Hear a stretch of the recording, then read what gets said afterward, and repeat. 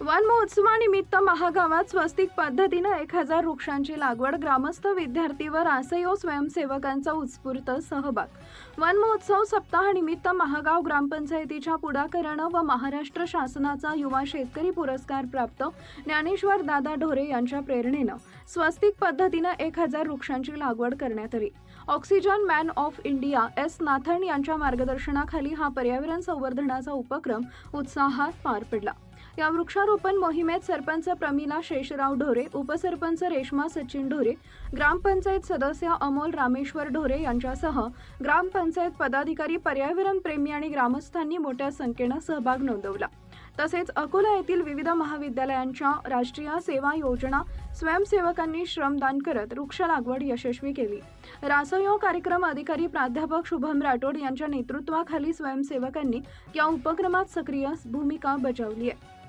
उपक्रमानंतर लावण्यात आलेल्या सर्व वृक्षांचे संगोपन, संरक्षण आणि संवर्धन करण्याची जबाबदारी ग्रामपंचायत व ग्रामस्थांनी स्वीकारली।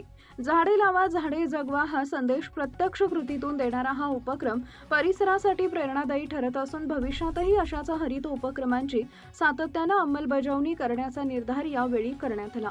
धुमाकूळ महाराष्ट्र न्यूजसाठी अकोला जिल्हा प्रतिनिधी प्रदीप गावंडे, अकोला।